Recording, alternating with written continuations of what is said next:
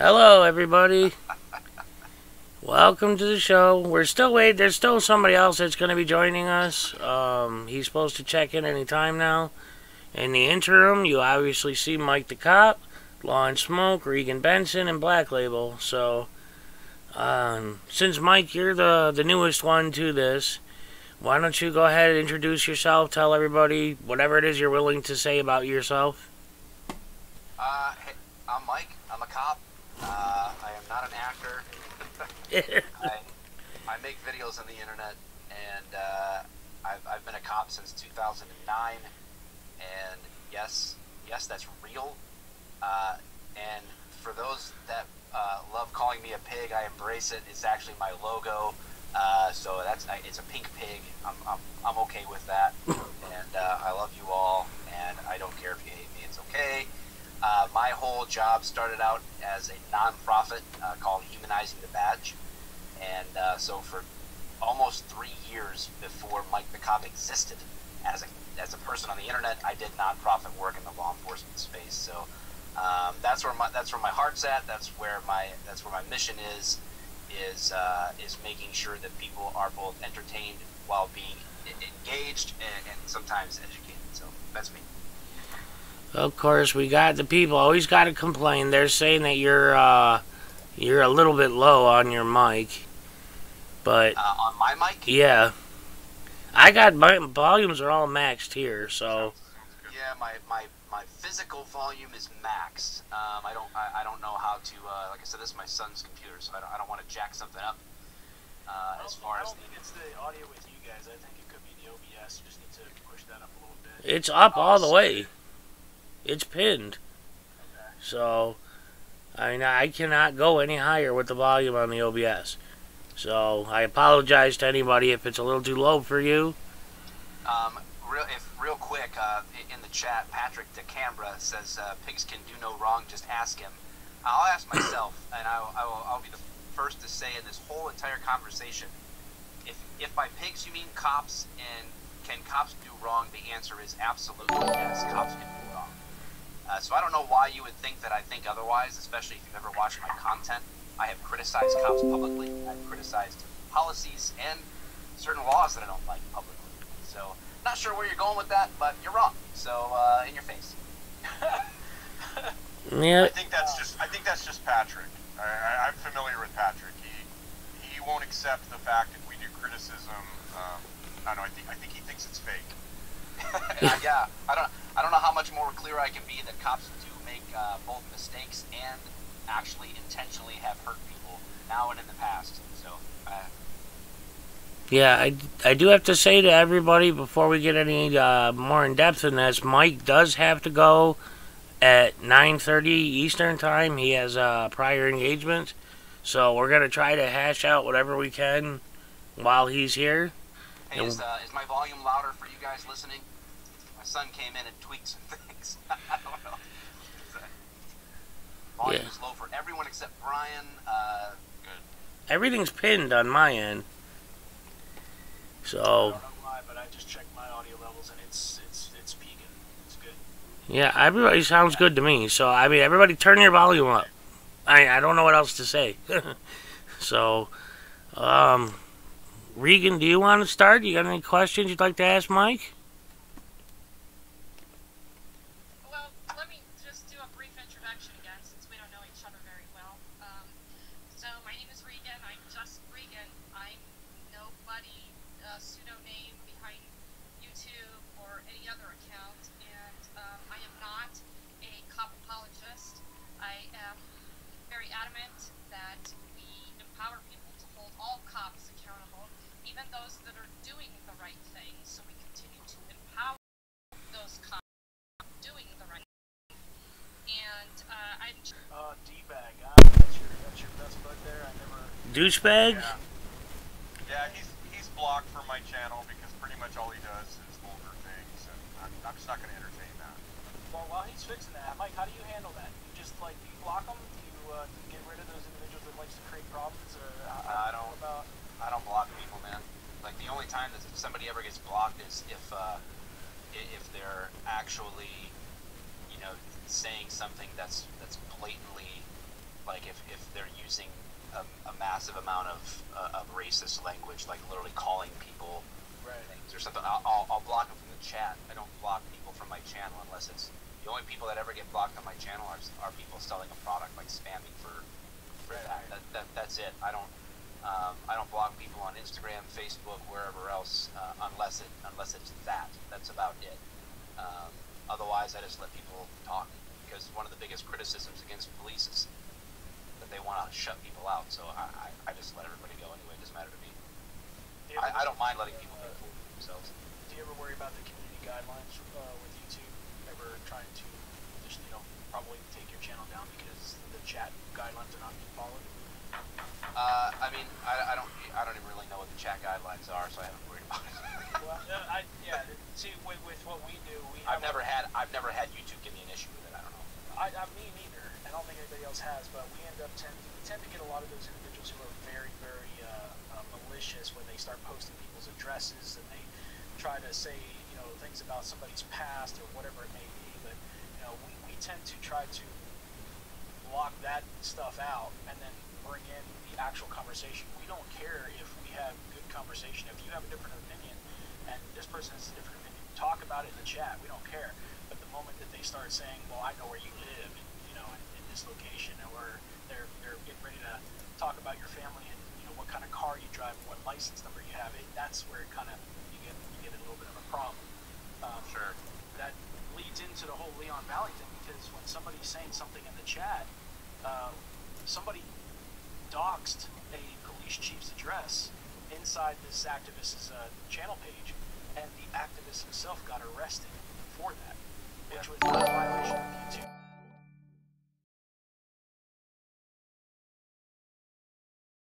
Have you ever received anything like that? Have you ever blocked that kind of thing? No, I haven't. The only time I've ever even had anybody attempt to dox me was on Twitter, and they were wrong about where they said I worked anyway, so it didn't matter. These guys have always, what? They can't hear. I'm like, I'm trying. I don't know what else to tell them. I got them, all the volumes are all pinned. So, but yet my desktop audio is not showing any actual...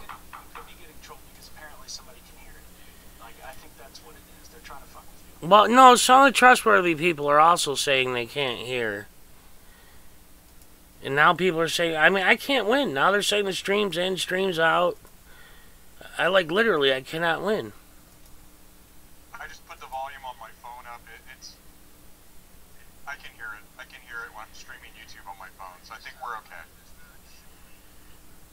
I'm super loud. Okay, I'm going to move my mic way back. So now my mic is way away from me. I think the volume is probably okay, because I just put YouTube on my phone and the volume is there, so yeah, it could be. I can't win, guys. I don't know what to tell you. It's muffled, it's not muffled, it's loud, it's not loud. Just go for the questions and let's... Remember, Brian, I have this being recorded, and I can send you the file. We can upload it later as a premiere. Yeah, so, alright, guys, so... I guess, Mike, the biggest question I want to ask for you is, as a cop, that blue line flag. Just go for the questions and let's... I can hear this perfect. Yeah, Mike, if you, can you kind of tell us your view on the flag? Which blue line flag are you referring to? The police blue line, the thin blue line, the black and white flag with a blue line in it that cops are using everywhere. The one with that has like the stars and stripes version of that, or the actual classic thin blue line flag that's all black with a blue line? No, the flag, U.S. flag one. Yeah, I think he means the black and white with the thin blue line. Yeah, the black and white U.S. flag, stars and stripes with a blue line on it. Okay, what's the question? Now, what is your take on it? Because a lot of us, the knocking you guys hear is my phone. But a lot of us see that as kind of a desecration of the American flag. I mean, like I asked a lot of this Kurt last week. It was like, if you came to my house as a cop and you saw me wearing a red bandana with a bunch of red bandanas or whatever laying around, what's your first thought? It's gang colors. No, So, that's not my first thought. It's that you have a bandana on. But oh well, then you're different than every other cop I've met. But I mean, you know, a lot of us are seeing I don't know that. I don't know how many cops you've met. I know thousands, and I don't think any of them would feel like a bandana is an issue. But that's my experience. Well, here's my question for that, because it's definitely related to that. When you're dealing with the blue line flag, we had an issue that happened in Olmos Park, Texas. That there was a big gun rally. There was a big issues because of police officers disarming individuals who have the right to bear arms. Well, the issues that are coming from that department are only coming from those individuals who are wearing the blue line flag as a patch. And when you deal with officers that are not wearing that patch, there's like a night and day difference between the attitudes and the professionalism of those officers.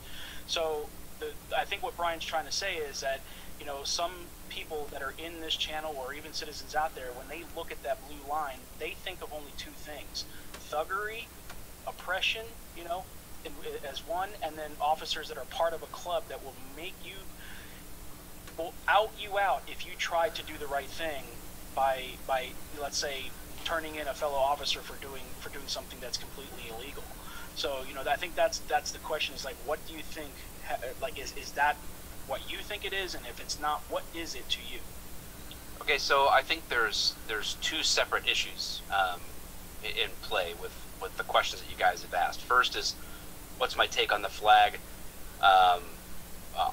as an objective thing, as it relates to, is it a desecration? And then you have over here on the other side, you're talking about the perception of some people about a particular group of police officers. So I'll try to address them separately. So as far as the desecration goes, like for example, in my office, I have a pallet wood version of that flag. So it's black, white, and has the blue line on it. Couple things. One is that it's not the United States flag. So I'm not worried about desecrating it, because that's not what it is. What that particular flag represents to me is the notion that I have a job in law enforcement. I have a job to uphold the Constitution, and it's a nod to the idea that I'm an American that's proud of what I do. So it's a blending of that as a symbol, but it's certainly not a flag. It's certainly not something that I pledge at the United States flag, in terms of sort of like the etiquette with that, I think is a separate issue from the nod to having a form of representation of that with the blue line. A lot of people tell me that it's against the U.S. flag code. It's actually nonsense. The U.S. flag code is not an enforceable thing by Supreme Court constitution. It's anti-constitutional. So I'm not worried about the flag code, because there's no violating it is pointless. It's even desecrating the United States flag has been deemed free speech. So I'm not worried about desecrating the flag in that sense, and I don't view it as a flag. I don't have a cloth thin blue line flag, American flag version that I fly higher than the American flag, that I pledge allegiance to, that I take an oath to. So it's treated differently. So I don't view it as a desecration. I view it as both a symbol of a combination of the pride of the country that I live in and the freedoms that I enjoy, and with the job that I do, that I believe helps uphold that. So that's the objective side of it, as to whether I view it, I guess, as a desecration or not. I don't. On the other side of things that you bring up about the perception of someone, you know, that's a little bit hard for me to speak to. I've never worked in any environment where someone that had that as a patch, and I should be clear that some departments are really sticklers for what you can wear. Like if you have a vest that has like Velcro, a spot for Velcro patches, they're really, really strict about what you can put on there, and some are more lax. And so you, like at the department that I worked at before, you wouldn't be allowed to wear certain patches. So it would only be city monikers or or the American flag, and that's it. So there's that, I guess. So I can't speak to the experience that you or someone else that you mentioned in Texas had with officers who have that versus officers who don't, or what their perception is.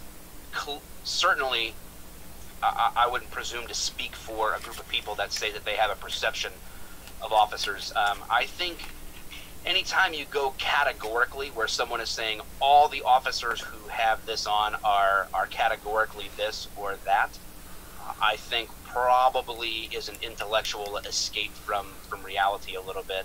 I can't presume to have people's experience, but that would be pretty unintelligent. That if I said, just like if I said all black men wearing bandanas are gang members, or all white men wearing a bandana is a gang member, and that's clear from our experience. That doesn't make that statement any more true than someone saying my perception is that officers who have this particular patch on are consistently unprofessional versus not. That's not to say no officer has ever been unprofessional who wears that. I'm sure there has been, but it's not to say that that's what does it, or that there's a correlation isn't causation. I mean, this is all common sense to me. All right, Regan, go ahead. I saw you. Yeah, I just want to comment. I mean, I think a lot of this is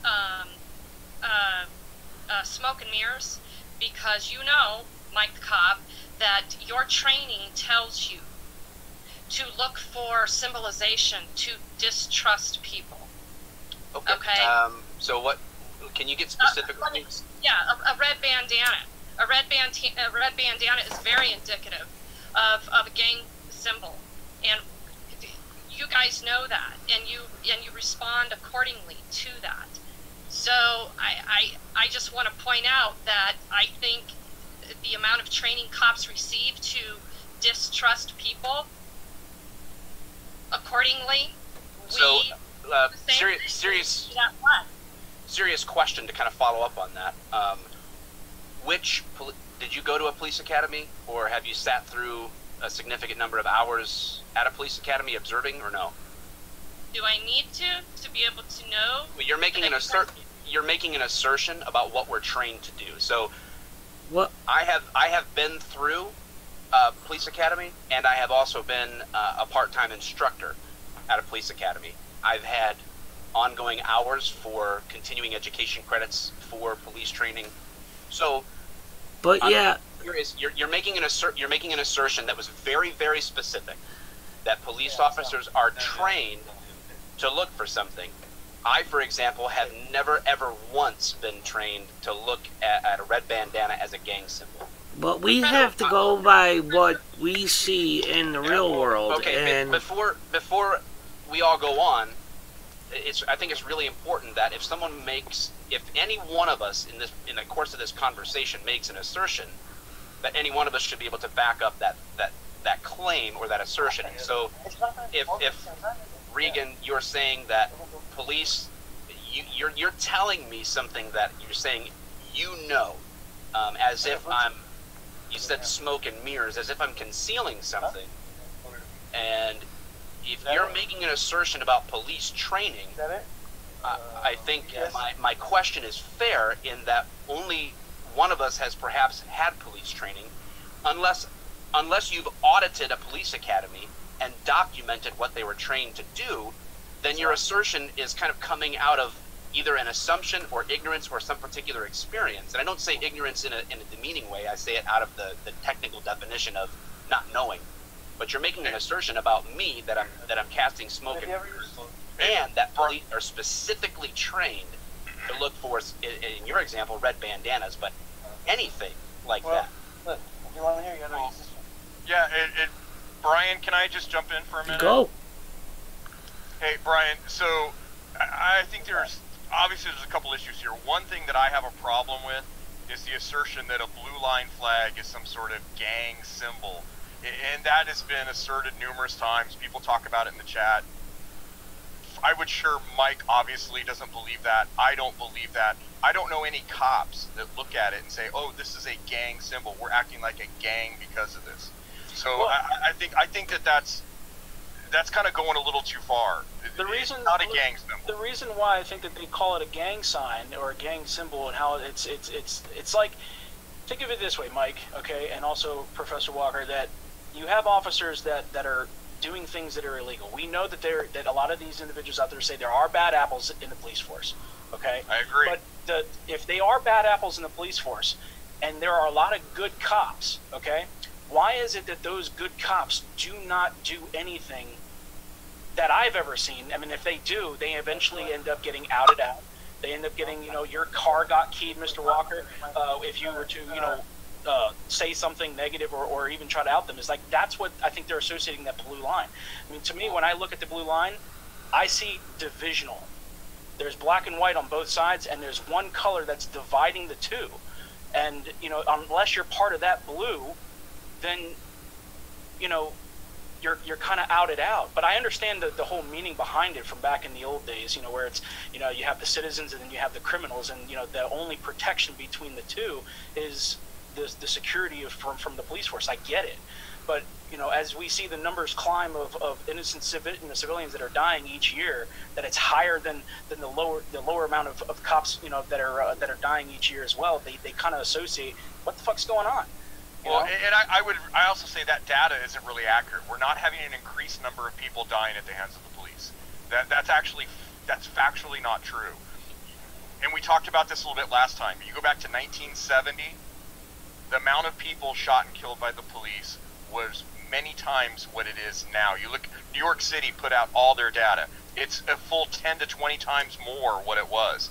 We are decreasing the incidence of deadly force in the United States. The big difference is now it's on 24-hour news, it's on YouTube, so we're aware of every incident. Our population is that only because the cameras are now available to see these things? Yeah. I mean, I'd like to add something, but I don't even know if this is working. You're working, Tom. We got you. The killings in my neighborhood, they're unnecessary. The killings that the police are responsible, regardless if there's a large number or a small number, they're unnecessary. Nobody's trying to kill the police at all in my neighborhood, because if somebody was trying to kill the police, you'd see some dead police. You can't defend yourself against the element of surprise. So, and I don't necessarily believe these police, they're always claiming to be in fear of their life. And some of these cases, I just don't believe that they're actually in fear for their life. Thank you, guys. I didn't know if you could hear me, but I think you can. I can hear you, Tom. Yeah, we can hear you, Tom. Thank you. Yeah, I mean, I would disagree with that. Police are targeted. I was a police officer in Tucson, Arizona. We were targeted. We had officers shot at in their car, bricks thrown through their windows with officers in the car. So officers are targeted. And I think they have a uniform, sir. They have a uniform. They have a black and white car. They have a badge. If somebody wanted to hurt one of them, all they have to do is come up from behind them, right? And that happens. That okay, happens well, occasionally. In my neighborhood, I've never seen it happen. But I'm not saying it couldn't happen, but I've never seen it happen. But I have seen a lot of questionable shootings where it's just hard for me to believe that an adult would be scared under, a lot of these circumstances that I've seen. Let's use the example of first, let me just finish my thought, too, because, Mr. Walker, in the 70s, can you agree that the police officers back in those days were a little bit harder than they are today? Definitely. It was very different, but there's a couple of factors. One, the crime rate was significantly higher then than it is now. That's one factor. Another big factor is we have court decisions like Tennessee versus Garner that changed the way police officers are allowed to use force. Police officers were much quicker to use force in 1970 than they are today. I think there's no question about it. We use a lot less force than we did 30 years ago, 20 years ago. Any street cop, and I know, of course, we're not as trusted as a street cop, but any street cop would tell you they are far less likely to use force today than they were. And I'm in favor of body cams. I think that is actually, it protects everybody, it protects the public, it protects the officers. Go ahead, Regan. I know Regan's got something to say. Sure. I just want to finish this discussion on the flag, and maybe we can just use this as a wrap-up point. Professor Walker, I referred to you when I was talking about civilization and the training cops receive to distrust. We were just having a little bit of off-the-camera conversation about a particular situation that you were in when you were a training officer, and you said that you trusted what I don't know if it was a suspect or somebody filing a complaint, you trusted what they said, and then you went outside and your supervisor said to you, did you believe everything he just told you? Whoa, slow down. You slow down, because you're kind of messing that up. So what happened was I was a rookie cop with a field training officer. I went into a house, we're interviewing people, come out to the car, the FTO looks at me and says, you're right. He said, did you believe all that? Because it turned out the people were lying to me and I was too naive to know. So then I went back in, had more of a conversation, asked questions better because I wasn't smart enough to ask the right questions. And then once I asked the questions differently, then I got, and because what the conversation we were talking about is that people lie and people don't tell the truth. And you just received training on how to distrust. That was my point with the symbolization. Oh, well, I think you have to distrust. If you're a police officer and you go to every situation where you're believing what people tell you, you can't. You have to sift through it. Because, like I think Black Label was saying before, there's one side of the story, there's a second side of the story, and then there's the truth. And you have to sift through it to figure out what it is. That's still the investigation that you still have to do. I mean, regardless, an investigation has to happen. You just cannot, like, say, all the time. I mean, the reason why I think Regan is saying that, there was a video that was that you commented on about police talk, and he was always telling. He told everybody on that video. This is another officer that's retired, I believe. There's always the truth, and it usually is the cop's side or the attorney's what they think. It's never the citizen that ever tells the truth. He made that very Okay, hold on. We have a limited time with Mike, so I do want to kind of let's get ask him some questions.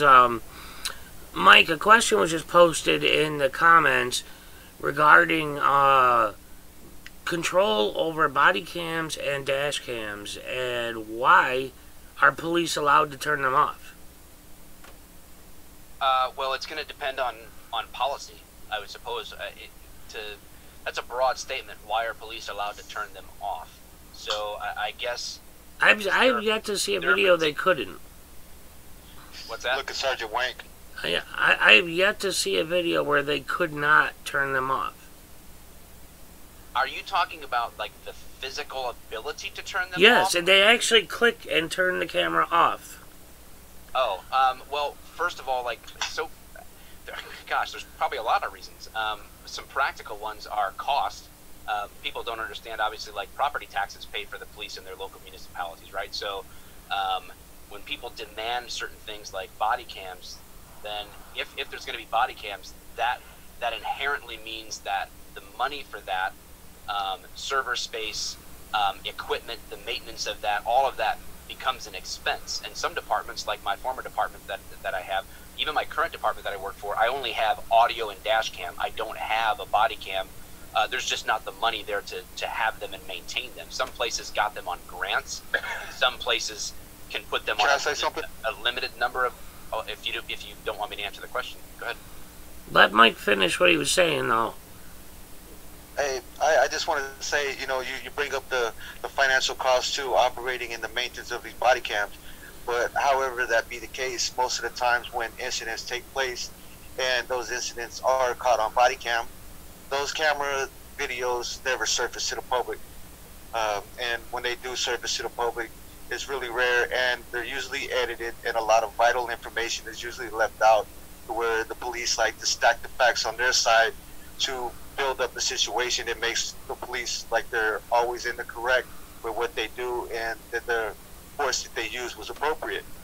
So, body cams, dash cams, it's a myth. They're out there, but they don't give that information to the public.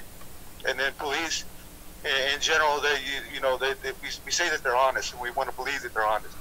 But when the general public crosses police, and people are scared of the police, how are we supposed to know which cops are good and which cops are bad? How are we supposed to have that kind of trust within the community? That's the DA. There's no transparency. Well, wait. Now what was just being talked about? You have to have a practical ability to turn your camera off. You have to go to the bathroom. You don't want the camera recording that.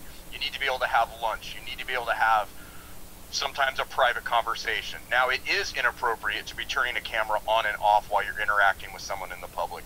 And in most departments have policies that if you're part of a call, you're interacting, the camera is on at all times. And if the officer is violating that, that's a policy violation. You can't turn it on and off while you're in the middle of a call. Yeah, see, that's just it. We see it happen. So that's why, people in the channel are blowing up, and it's because there's tons of videos where they do. And there's sometimes you'll see where there's multiple officers, and you'll see the red light on their cameras, and all of a sudden, if it gets a little heated, 2 of those red lights go off, just well, they're not doing it right then, and I can't defend that. I'm not going to defend a cop turning their But camera yeah, we're off. not. I'm asking Mike, Yeah. what can we do? This is a public I'm gonna perception. Be honest, Brian, it's hard for me right now to even recognize what the actual question was. I started to answer, and I can't get an answer in. So if you want to rephrase the question that I can actually have a chance to actually answer, I'm happy to do so. But it kind of went off in some other direction about all cops are bad, sort of a thing, without any. No, see, that's anybody All of them, can all make of them that except for one. There's one good one that I know. I'm kidding. I didn't say all cops are bad. Yeah, Mike, but let me just do the question. Do you believe, with the body cams and the dash cam footage, should the police have oversight, or do you think a civilian oversight is necessary to keep that? Okay, so are we leaving the question of why body cams are sometimes turned off and going to another question? But you can finish answering that, and then answer the next one, because I think it kind of ties in together. Because we always see, sometimes police officers turn them on, and then they see them planting evidence, and then they forget that there's a 30-second leeway, and they get caught. Some people think it should be on all the time, but go ahead and finish answering that question, and then with the oversight, should police have control, or should the citizens or civilian have control over that? Okay, so to go back to the question, the issue, and I'm speaking from a very practical standpoint about why cameras can be shut off at all. I'm not talking about a situation where an officer finds themselves not wanting to keep recording, and they shut it off either against policy or in a way that makes themselves look better. That's not. People can want to put that into my mouth, but that's not what I'm saying. I'm answering the question from, first, a very objective standpoint. One is budget. Literally, there was just at the departments that I've been at, it has simply not been in the budget to be able to even have body cams. So there's that. So space is limited. Then you've got issues of policy, when it's on, when it's off. Both Professor Walker mentioned obviously there's privacy issues as a cop. Just because you're working in an 8-hour, or 10-hour, or 12-hour shift, or a 20-hour shift, whatever it is, not every single moment and every single conversation that I have at work is necessarily subject to body cam, nor should it be. I don't think anybody should want that. No. Second to that is that there are privacy issues as well, where a cop is in the public space about who is being recorded and what's being captured on body cam. Or let's say that we go to a situation in which there's a domestic call, a family trouble, and there's those situations. The public would have to be okay in that community with wanting them to put all of that on display for every single person who's saying anything on camera to be there. So that issue is handled sometimes at a municipal level, sometimes at a state level, how they're deciding how body cams are going to be used. And so I think all of that plays into the issue of the literal question of why can it be turned off. I can't be any more clear any more than Professor Walker has been to say that if an officer turns off a body cam or an audio or a mic or a dash cam or whatever else in order to benefit themselves in some way that is unprofessional or is illegal, I don't condone that at all. It's not a situation that happens with most body cams. If half of the cops in the United States have body cams, we're talking about a massive amount of data that is completely unremarkable and completely professional in its nature. And if all of that footage was released to the public, would the perception change that most of the time what cops do and say is boring and legal and professional? I believe it would. Now, to the issue of oversight, I believe oversight is, I don't know how it's structured everywhere, but for example, in the municipalities that I've worked at, you have up through a certain rank in the police department, you have a chain of command. Once you get to a certain rank and above, you're not in a police union anymore. You don't have union representation. You become a part of city management that is managing the police department, and then there's city council, city administrators, the mayor. There is citizen oversight built into every municipality that I'm aware of in the state of Michigan. There would be built-in citizen oversight to the police department, and body cam footage is it falls into two ways when it terms of getting released. One is it's FOIA, Freedom of Information Act. People can come in and say, I want to see the body cam footage of this incident, and there you go. Based on Freedom of Information Act and all of the guidelines that go along with that. Cops didn't make Freedom of Information Act, they're just subject to it. So if you have a problem with how the Freedom of Information Act is, I guess you'd have to take it up with lawmakers. Then the other issue is if it is evidence in a court case, at times it is not released to the public because now it has become subject to the evidence in a case. Just like there may be closed-circuit television video of the criminal doing something in a case that becomes no longer visible to the public because now that has become a matter of a record in evidence. And Professor Walker is probably much more equipped and adept at speaking to those issues than I am. So there's I guess my answer about citizen oversight. I'm fine with citizens alongside with the leaders of police departments being aware of what's going on and helping to learn and understand what's going on in their communities. Okay, yeah, Regan, I know you want to say something. Just before you go, he's only got 18 minutes left, so I do want to touch on that subject Black Label and I mentioned offline. So, I think that's a question for Mike Kopp. So, citizen oversight, you're talking about citizen oversight in your state, and you don't have any municipalities that you know of that don't have instituted board of citizen oversight. Talk to us about the authority citizen oversight has. Different. It's different than what I said. Not a citizen board. I'm talking about my bosses. Ultimately, are city administrators. It's not the chief of police. He is my boss, but the city administrator or the mayor or the city council are actually those that are overseeing me in the ultimate sense. No, you said citizen oversight. Right, they're citizens. So just like I am. Okay. How do they ever provide oversight if they never actually see you while you're working? They see me plenty of times when I'm working, so I'm not sure what you mean. I just can't. In my neighborhood, I can't imagine where a city council member or someone like that would ever see a police officer unless he's assigned to a city council meeting. You know, the only citizen oversight that I would ever see where I'm at is if I provide it, but the police are still free to do whatever they want, and I've never ever known a police officer or department to ever make a mistake. The problem that we run into with these kind of conversations are with statements that go unchecked, like you just made. For example, that you say the police are free to do whatever they want. That's just not a factual statement. Well, maybe I just have never known one to make a mistake. So whether they're doing what they want or what they're told, or Tom, I've never known. I know cops that have made mistakes. So this is where I think it's so difficult to.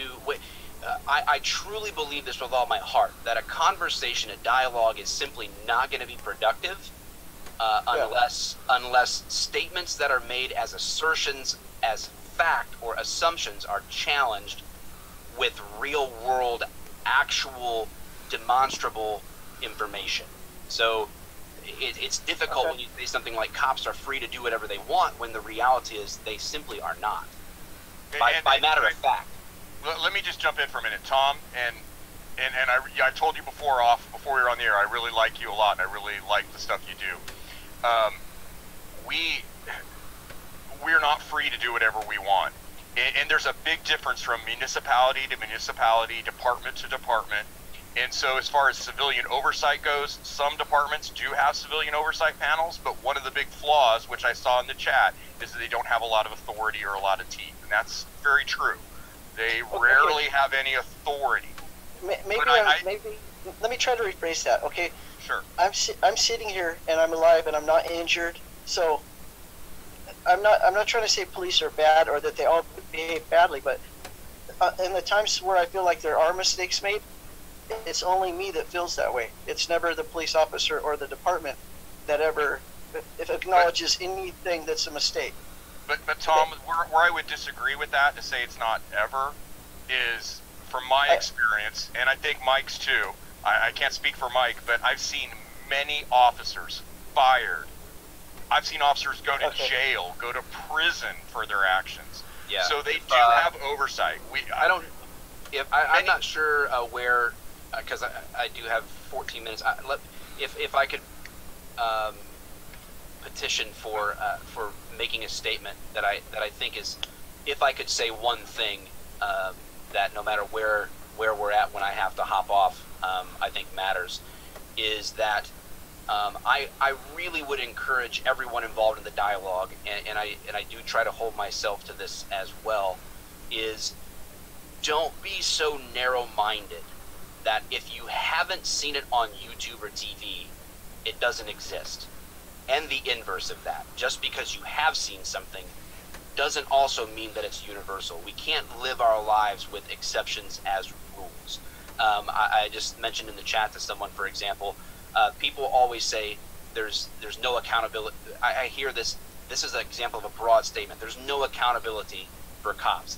I personally have been involved in the arrest of 2 police officers. I personally have seen 3 cops be incarcerated after being convicted of crimes, and another 2 I have seen fired from their job for various reasons that other cops brought to administration's attention. So, people may say that there's none of that happening, but what I'm trying to encourage you to see is this, is that just because you haven't seen it, it is very narrow-minded and naive to think that it's not a reality in a broad scope. Just like I can admit that there are bad cops, and there are cops that shouldn't be cops, and I've seen them, and I can see them regularly, and I'm okay saying that. But I understand that the majority of cops are professional and courteous and do their job in unremarkable ways that never draw attention from anyone. They just go do their job, and they're doing it well, and they're doing it for the right reasons. And so I think it's dangerous when we speak in these broad, sweeping terms and we sweep them all into the rug. Just like as if I hopped on here and said every First Amendment auditor, maybe there's some good ones, but man, they're all just whatever. If fill in the blank, I wouldn't be taken seriously, because I'm here saying I don't really have any experience with anybody doing a First Amendment audit on me or whatever else. Second Amendment stuff, I've had that happen on the job. But you wouldn't take me seriously if I was making these broad statements, assuming what you don't know to be true about yourselves. So I think it's important for me to say that if there's nothing else that I get a chance to say this entire time. So thank you. Okay, well, I know you're almost out of time here, Ben. We had mentioned that one particular type of citizen, and I know you wanted to save it for being online. So, how do you classify a sovereign citizen, Mike? Man, that's a tough thing to pin down, because sometimes they're anarcho-capitalists, and they go by different names, or they don't want to be called sovereign citizens. I would say that in my experience, the sovereign citizens are those who basically reject the notion that they have agreed to abide by the laws as we enforce them. So they are sovereign, or they are set apart, and they basically declare themselves independent from the laws that everyone else has voted and agreed upon by nature of the structure of our government. Reagan, you want to say something to that? Because I know you do. Well, yeah, absolutely. So, can we talk about Argenbright? I don't know. Maybe that's a good example. Maybe you have a better example, Ben. I don't know what Argenbright is off the top of my head. Maybe I do know, and I'm not. Ben, is that a good example? I'm trying to think of an example that just recently happened where officers considered certain individuals as sovereign citizens, and all I can keep thinking in my head is Leon Valley, with the situation with James Freeman and Bao and all those individuals. If Mike's not familiar with that situation, then I would suggest that you take a look at the videos and the controversy that's happened, where a police chief considers everyone who went to Leon Valley, Texas, to protest against a situation that happened to a First Amendment auditor who he was told to leave a public area when they said it's not considered public, but the chief was caught saying that it is a public area, but it's off, not available to the public, which is weird. But a lot of people showed their solidarity about that situation, and eventually called them all cabal or sovereign citizens because they were trying to stand up for what they believed in as far as the First Amendment rights. So sometimes you'll hear cops use that term, oh, this must be a sovereign citizen. He's doing that sovereign citizen thing again on me because he knows his rights, because he doesn't want to give up his ID or something like that. They always go to that sovereign citizen thing. Is it possible, Mike, that maybe citizens today are actually more aware of their rights than they used to be back in the 70s? Or not? I mean, not if. I don't think so. I'd have to look at numbers for that. I'm not really up on being confident in answering that question. If technically more people know today than they did then, I don't know. I think the issue with sovereign citizens is that because it's sort of like amalgamous. To me, there is no one solid movement. There's sort of like multiple iterations of sort of like this broad thing that's called sovereign citizen. That's why, like, I give it like my description. I wouldn't say that anybody that doesn't want to give me their ID for some reason is a sovereign citizen. Sometimes they don't want to do it because they don't want to go to jail because of their warrants. That doesn't make them a sovereign citizen. It makes them someone that doesn't want to go to jail. So wait, you're assuming that they have warrants though. Like I don't. No, I'm not assuming them. I'm saying that they might not want to give me their ID in some situation, in any situation. Doesn't matter. Because of that, it doesn't mean that just because they say I don't want to give you my ID, that they're a sovereign citizen. I guess I'm saying it doesn't work in reverse. Not everybody who doesn't want to provide a certain thing, or not everybody who views themselves as not wanting to cooperate with the police per se. I don't think that automatically makes them a sovereign citizen. So if this chief of police, I'm not familiar with either of the things that you mentioned, like at all. So I can't speak to those specifically. I just know that it wouldn't surprise me that there's people who say, "Oh, he must be a sovereign citizen type," because that's all they know. Believe it or not, there's actually cops who also really don't spend time on the internet, and they've heard of sovereign citizens, and they might have a caricature of what that is, and they're like, "Oh, well, this must be a sovereign citizen." They don't even know. Well, this and one thing I can really quick, I never encountered a sovereign citizen on the street. I never have. We did a warrant on one once, but I've never encountered them. So when someone didn't give me their ID, I also never encountered a First Amendment auditor. So I never assumed that that's what they were doing. For me, in my experience, normally when someone wasn't providing an ID, it was more likely that they had warrants. Yeah, but see, that's where it leads to what I was about to say. Is Mike is sidewalk litigation, basically, is what it's been called a lot. There's a lot of us now, at least in our community, where we study the laws. What are the stop and ID laws? What are the Second Amendment related laws? Things like that. And when cops approach us and they say, you know, you're suspicious. I need to see your ID. Well, we know that they can't do that. It doesn't matter how suspicious I look. You still can't ask me. I don't have to give it. And if I don't give it, all of a sudden I'm treated like a criminal.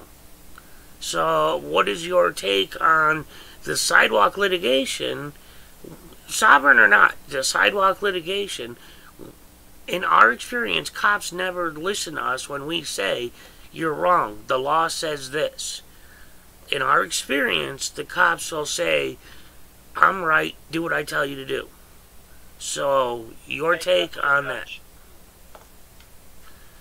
Right, Brian? They always say, take it up with the judge. I've heard that term a lot. Exactly. Can I get in on the sovereign citizen take? Well, Mike's about to run out of time, so I just wanted to see what he would have to say. Well, I'm not. Could you explain a little bit more about what you mean by sidewalk litigation? Well, I'm not sure what that comprises. We have a time. I'm not sure who you're. I guess, are you saying cops are doing sidewalk litigation, or you're saying you're doing sidewalk litigation? It's both. It's say I'm standing on the sidewalk. Our First Amendment audit, we go, say, outside a police station, stand there with a camera. It's legal. You may not agree with it, but it's legal, 100%. But cops come out, can say all the time, it's like a 90% probability you're going to get surrounded by cops that are saying, you're suspicious, why are you filming this? You're not allowed to film this. But we know we can. We know we're allowed to. And yeah, is it only 90% in your experience? Because I've had people film me my whole career, and I've never. I can only go by. Never been in a situation where anybody's been surrounded because they're filming. I can honestly, I can only go by our community, and our community. I know you haven't brushed up a lot on it yet, but I urge you, when you have a time, look up First Amendment audit on YouTube. That's all you have to type in. Yeah, I'm okay with looking at some of these videos. Some of these First Amendment audit stuff that I've seen. Sometimes it's like everything goes well. Sometimes it doesn't. Right. The ones that don't are going to be what makes it onto YouTube. Is one of the reasons I'm on the internet, is to be in a space where I can try to change the perception of law enforcement. Because if all you see are the exceptions to the rule, then the exceptions become the norm, perceptive, by way of perception. So what I would assert is that in coming up on 10 years in law enforcement, I've never seen a First Amendment audit even happen, that I even was aware. If it happened, I didn't know it was a First Amendment audit, but I've had tons of people film me while I was on traffic stops, film me while I was in a store, film me when I was at a gas station, I've had tons of people film me. Maybe they were trying to do it or did a First Amendment audit, and I just didn't care that I was being filmed, so it didn't matter to me. Second Amendment stuff I've had more experience with. But as far as, what's my take on sidewalk litigation, I guess it's just, to me, it's an individual circumstance, case-by-case basis as to whether or not did an officer have a reason to have this conversation. Do they have a reason to take that conversation further? I would have to just know the circumstances of each of those things to have an opinion about it. I mean, in general, the idea of cops and citizens having a conversation, to me, that's a good thing. So I'm not sure. Well, here, let me just say this. Look up Turner versus Driver. The First Amendment auditor doing exactly what I just said. Was put in cuffs, arrested, all that. It became case law now. Uh-huh. And so I urge you, please. What was the outcome of that? What did the court? He won. He won a small settlement, and the case law is what's important. Cops lose their qualified immunity when they start infringing on our rights. Acting under the color of law. So the court system found in favor of the person that wasn't a cop, right? Yes, but the point was it had to go all the way through the courts. He had to get arrested. Sure. And there's cases where cops have been assaulted or other situations that also go all the way to the Supreme Court.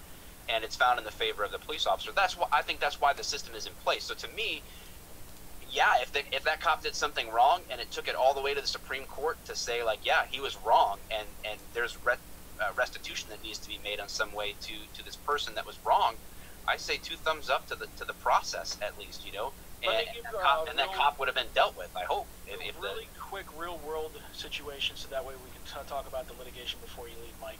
I have a buddy of mine by the name of CDW. I call him Bubba. He's a friend. He did a recent audit on a jail location.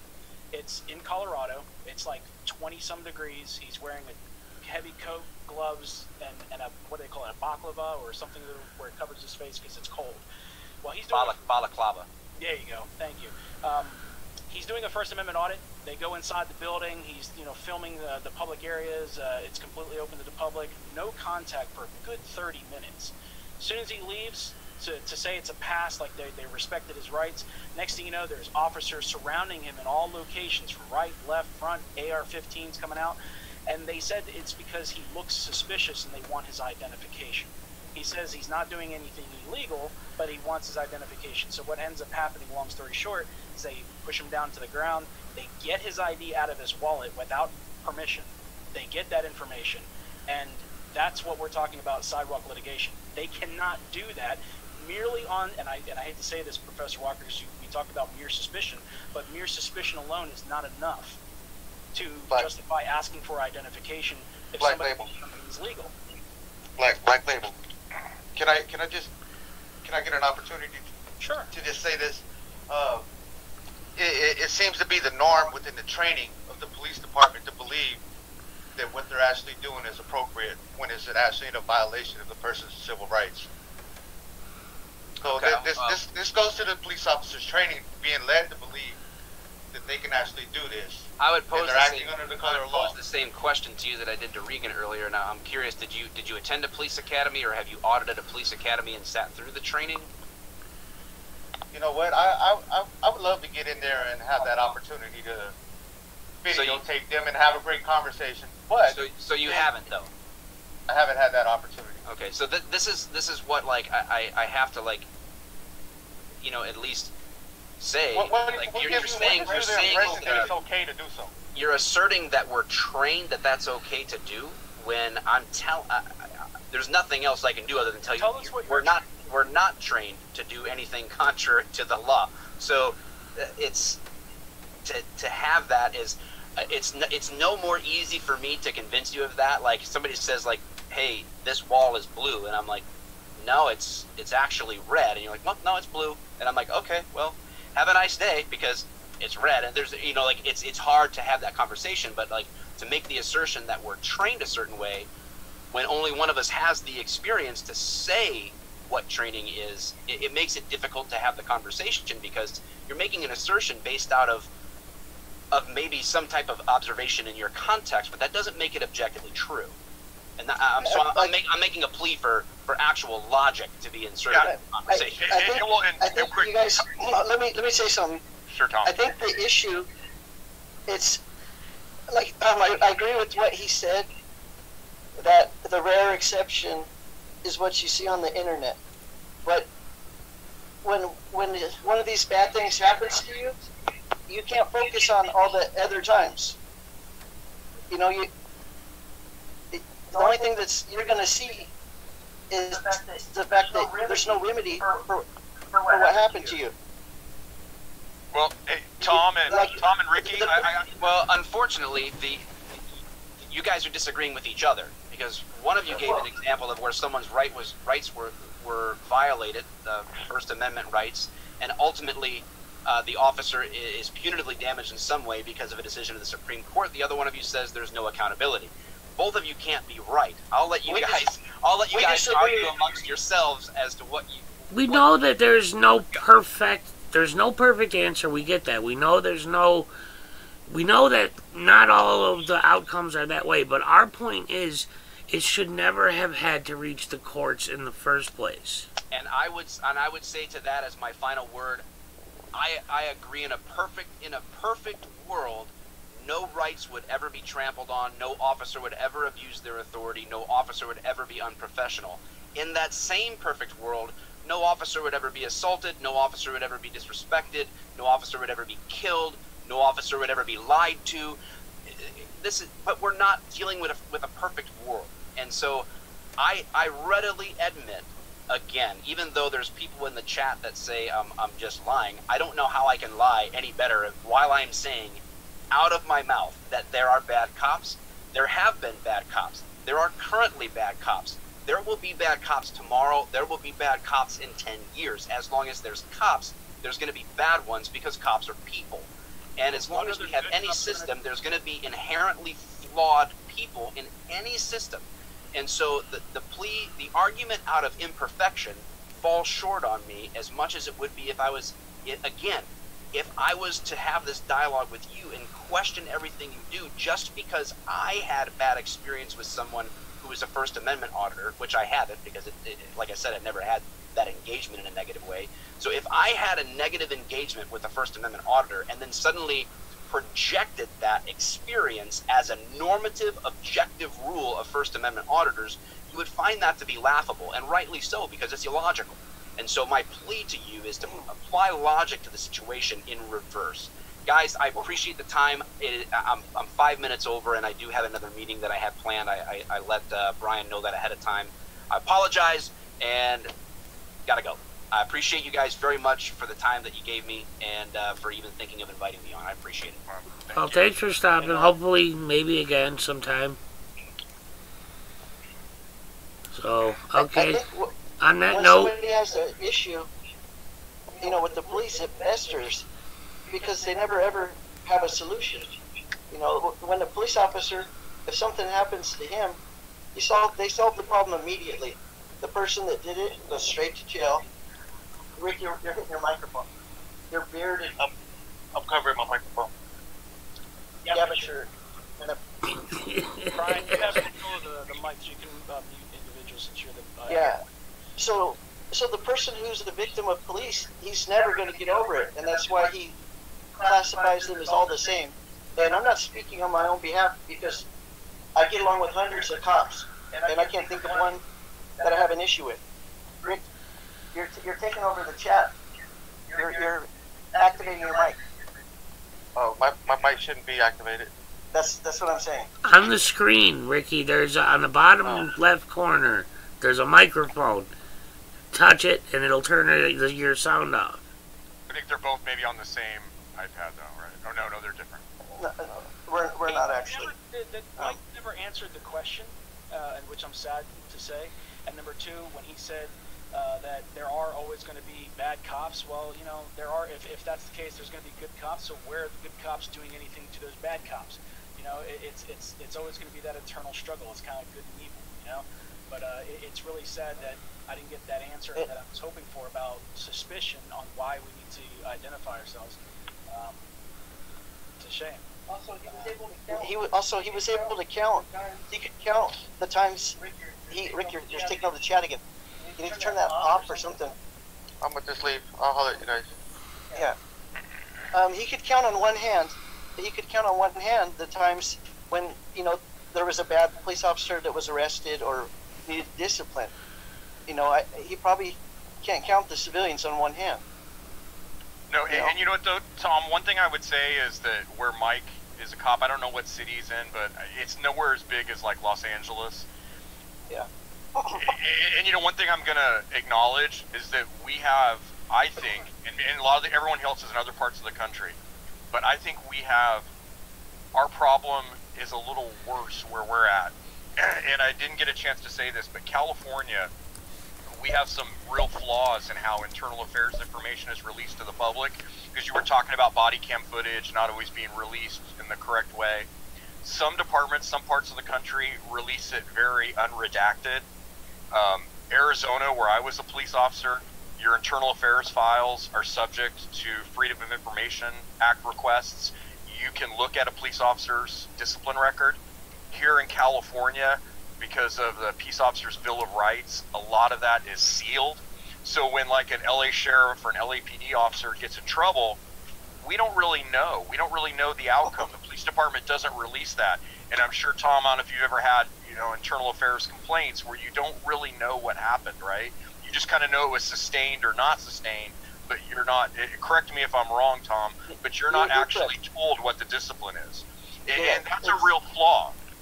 Yeah, you end up thinking nothing happened at all, and there was a bill that just passed. You know what you were talking about as of January 1st. Well, that's the best stuff. It needs to get drink, and then I'll be fine. But She forgot to mute her mic. Mike, Ryan, you have control to mute the mic. I didn't know if she was trying to talk to us or not. turn my video off. When you turn your video off. I don't think so. Yeah, and a lot of times people don't understand that the police are protected by the law. You know, the law protects them in almost every way. If the police believe they have the right to kill somebody, but in privacy, like after they kill somebody, their name is going to be kept secret. That should be changing as of like a week ago. Right, and we'll see how that works out, and hopefully that'll be better, because that information should be out there. And when I was a brand new cop, I had a different experience, because again, our department, it's disclosed. You go to the Tucson Police Department, you go anywhere in Arizona, you file that paperwork, you can find everything in an officer's internal affairs file. Mine is really boring, but if anybody wants to go look at it, you can go look at it. But here, it's a lot more secret, and there's a lot of resistance to that change. There was a lot of resistance, and we'll see how it plays out. I'm in favor of more accountability. I'm in favor of that information being available, and I think this may be helpful, at least in our realm here in Southern California.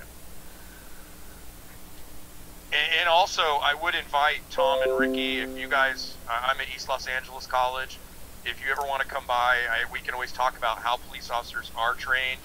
A lot of the things you see, I think, are not how they are trained, or at least not in the academy or in their coursework. If they are trained that way, it's being trained by an officer in the field teaching, and they're teaching incorrect. We don't teach people to do some of the stuff that I've seen happen. Yeah, I think people tend to remember, the bad things, and they overlook, all the, I don't want to say good things, but things that don't stand out.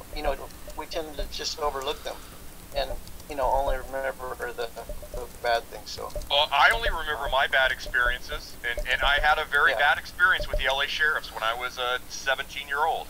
I had some LA sheriffs treat me very poorly, and that stuck with me my whole life. But then when I was a police officer, that also made me think I'm never going to be that guy.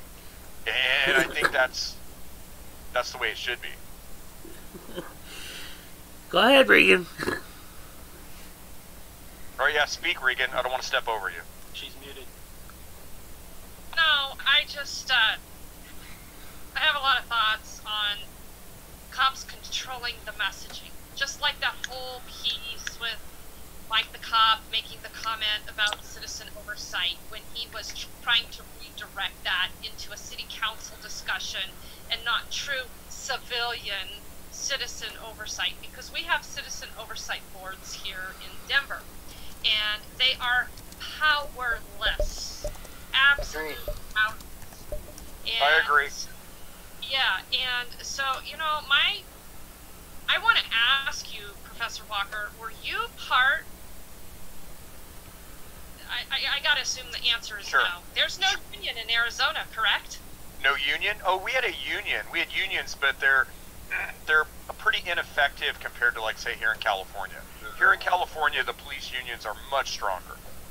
So we did have a union, but it's different. Every state is different how this works. Well, how about MIB? You want to go? Say what? I thought you were going to say something. Well,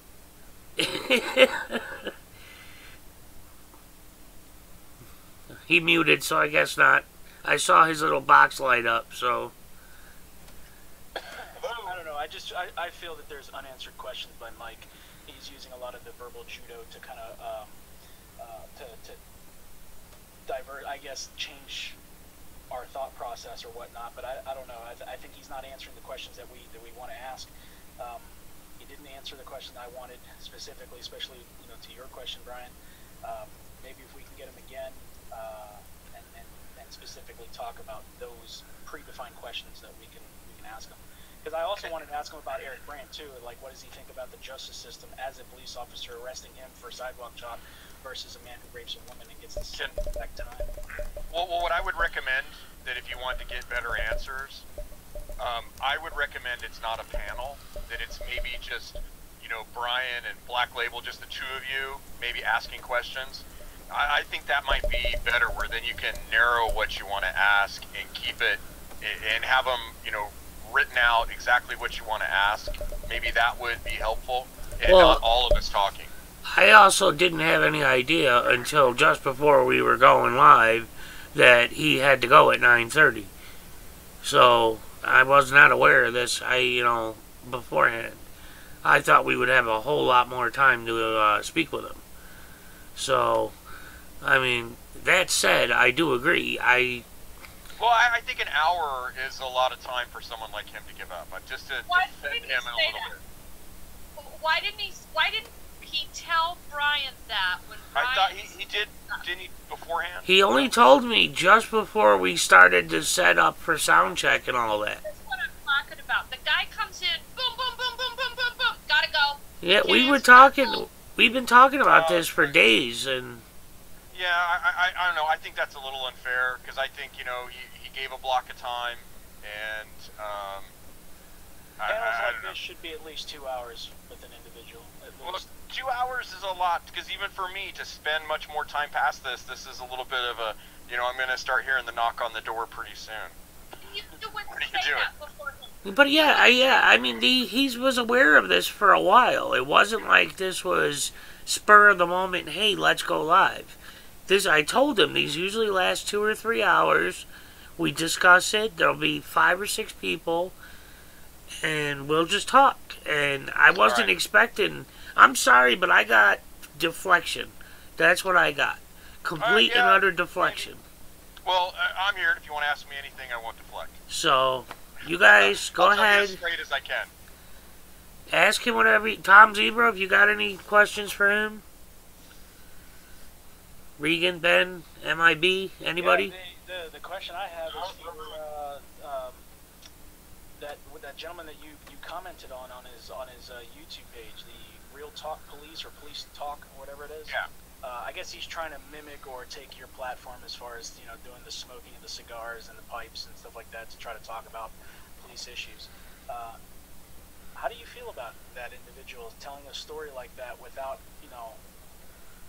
I'm not sure what the story was, well, the title of the video was "Taking Auditors' Cameras Away is Fun," or something to that effect. Like I think it's what the title was. He was talking a story about arresting an auditor. Yeah. He was screaming First Amendment rights as far as being in a public space when in fact it was actually a store. But the problem that I had with that video was that he solicited the manager to have the individual removed and trespassed rather than the manager naturally asked him to do that if that was the case, if that whole story was even real.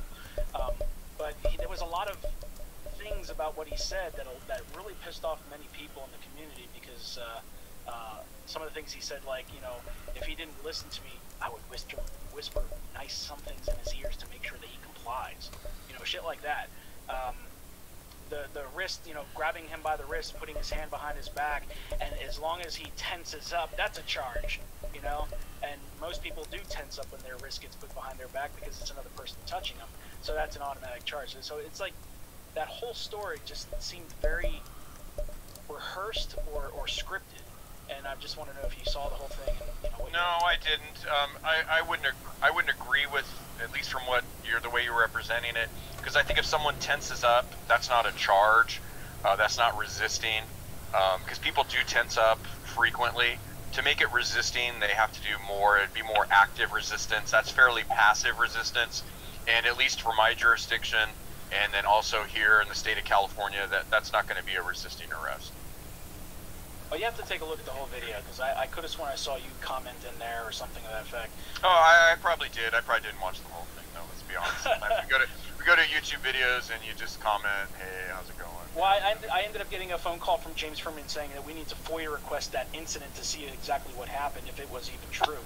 So I did comment. I did say, hey, is there any, any information that kind of you can tell us about when, where, you know, who, and we can look into it and see if the story matches what you're saying.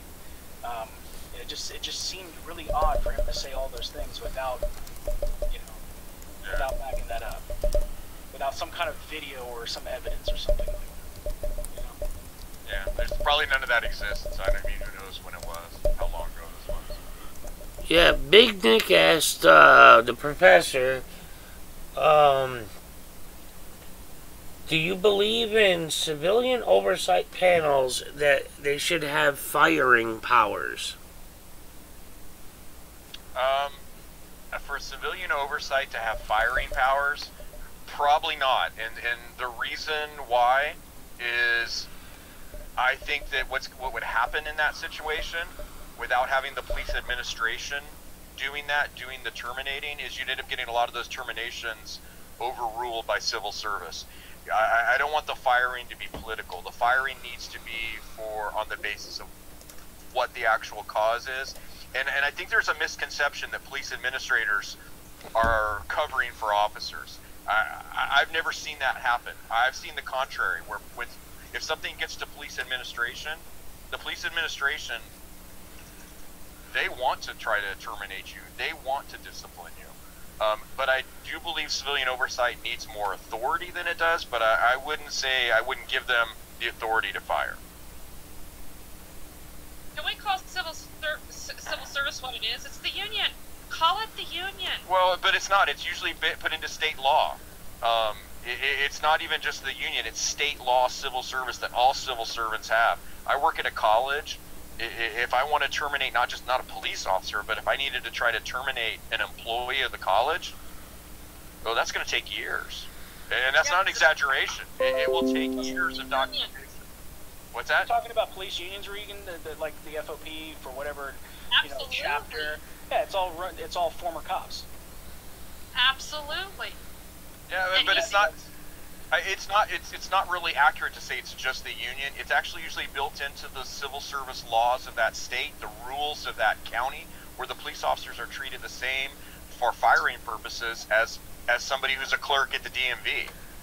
And government in general is very poor at that. So then let me ask you a question then, because this happened in Baltimore recently. Then, why is the FOP really so upset that they want to now sue police officers on a personal level now, rather than having the backing of the city?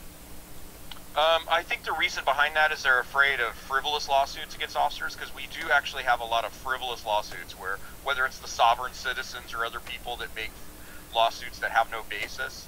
But I'm not opposed to an officer being held personally accountable if it's shown to be an egregious violation of that person's rights, or they're outside of policy. That could be, you know, through the FOP or regular civilian oversight. You know, I guess you have to pick and choose the battles, but, you know, if you got a guy that says, oh, he violated my rights, and, you know, it wasn't really that bad, and you look at the video, okay, or you look at the reports and, you know, all the evidence, and, yeah, it's just some guys just blowing shit. They can detect that kind of stuff, either through the FOP or through a civilian oversight. But what I'm saying is, like, they are really, truly upset that they're trying to really back those officers for doing what they do, which is violate those rights and just, you know, go through the whole court system, but yet, you know, we don't want these officers held accountable personally, that they can lose their jobs, their house, you know, and so forth. I find it to be bullshit. Like, we need to, that's the only way you're going to combat this. If they are bad cops out there, it's the only way is to hit them where it hurts, and that's their pocket. I agree. Go ahead, Regan. I'm sorry, I don't want to step on you. Go ahead. Would you support that as a form of making right on any kind of civil suit if officers had to dig into their pension to right their wrongs?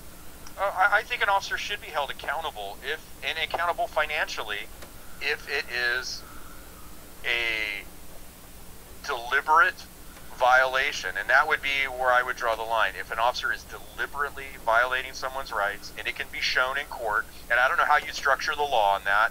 I'm not a lawyer, I'm not a legislator, I wouldn't know how to write it. But if you wrote something that said, if someone is deliberately, intentionally violating someone's rights, sure, I got no problem with an officer paying for that. I got no problem if I did that, and because I'm pretty comfortable with my own police record. that I wasn't going around violating people's rights, that I was careful to do things the way it should be done, and being able to walk away from somebody if you don't have probable cause. Where some of these problems you're talking about, I think, is an ego issue, where then maybe somebody, that officer, their ego is forcing them to push an issue that they shouldn't push because they don't have the reasonable suspicion to stop. They don't have the probable cause to arrest. I think that a lot of the issue is ego. There has to be proven damages. I mean, right. Again, when cops are beating the hell out of people and altering their lives, I don't know why they should even be entitled to a penny of their pension. If it's shown, but I would still have to say that the damages would have to be, right, if there's damages there, an officer should be held accountable for it. I'm not going to argue that an officer shouldn't be held liable for what they do wrong. But pension, you won't say that you agree with them giving up their pension. Not necessarily. I would say it just depends. Is their financial settlement being paid? As long as they're paying their settlement, I'm not saying they should forfeit their pension. No. Now, are they committing a crime? If they're committing a crime, maybe. Like these officers that... I'm sorry for interrupting. It's crazy how much thought and discussion we're going to put into making sure if an officer's going to be disciplined, because we would never want that to happen wrongly or unfairly. But no thought goes into, the millions of people are sitting in prison right now. In my poor neighborhood, there's no thought at all that goes into searching people, and by, I mean, I don't know if you could say they actually have rights, but when they're thrown in jail, there's no concern at all about whether, what's going to happen to their family, their job, their home. It's not even, it seems like it's not a second thought. I mean, and I'm not trying to say all police are bad, because I don't think that at all, but nobody cares about the people in my neighborhood, I don't think, except for me. People care about themselves. Maybe I care about them, but no one else in this community cares about, their neighbors and there's no conversation like this about other people besides the police. And that's true. Because here's what you're actually onto something, Tom, is that unless it's your brother or your cousin or your dad, people don't really care. In our conversations we have at the college, we have these conversations in class that people don't really care. The general public does not care. They don't. This community does. There are people that do care. There are, contrary to what some people believe, officers that do care about these issues. But you're right. Most of the public, we're fat and happy, and all we care about is Beyonce or the Golden Globes or whatever. Until their rights get violated, and then all of a sudden they care. Right, because if it's them or their brother or their dad, yeah, then they care. But if it's somebody else, I would argue most people don't even care about their own rights. They'll just go back home and suck it up and, hope it doesn't happen again. But most people don't even speak up. You're right, Tom, because I've had people tell me that this is not an exaggeration. I chased somebody in a foot pursuit. He tripped and fell it was a gas station parking lot. He tripped and fell. I had caught him then because he took a nasty fall. I hook him up in handcuffs, and what he says to me is, "Hey, thanks for not beating me up." And I remember thinking, why would I be beating you up? He's like, well, I ran. And so I know those things occur. I'm not naive. I know that there are cops that's kind of what they do. And even that suspect, they don't care. Suspects will even say to you, hey, well, I got what I deserved. Yeah, I know you've probably heard that. I know you've probably heard people say that because they think it's street justice, and that's just the way it is. I want to ask something though that Stephen Tunis asked in the channel, which is a good question. He says, why ignorance of the law isn't allowed for us civilians, but it's immunity for the cops? Well, I think those are two different issues. Ignorance of the law isn't a defense for a police officer either, to say I was ignorant of what I did. Ignorance of the law isn't a defense for anybody.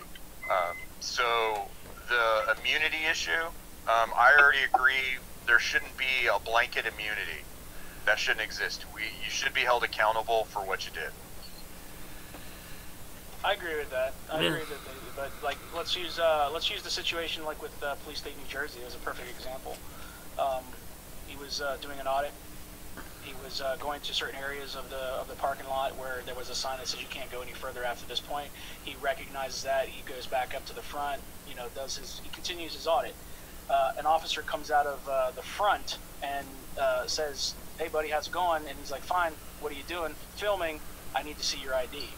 So whenever they violate that and they know that they're wrong and they find out they're wrong, I don't think an officer should get fired for that. I think it's an opportunity to train an officer and kind of slap him on the wrist for situations like that. But if he continues to violate that, then that should be a fireable offense. If he continues to violate that. I can agree with that. Now, there is actually a very severe lack of training in law enforcement in America. And I think a lot of police officers would agree to that too.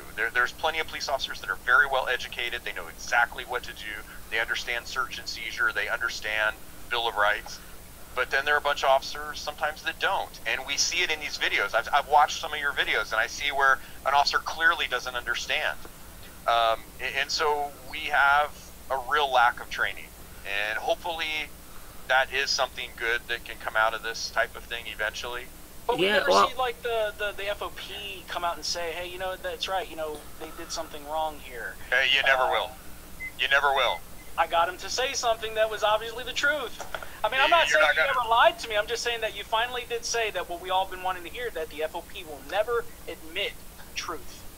Well, I'm not going to say they're never going to admit truth, but they're not. Their job, the job of the union, is to defend the officer almost no matter what. And even if they're wrong. Officers, yeah. Okay, now there was a, hold on, there was, where'd it go? Oh, especially Jerry. if they're wrong. I think especially if they're not wrong, then they don't probably need much defense. Tom, right. I never needed union defense. I never needed it.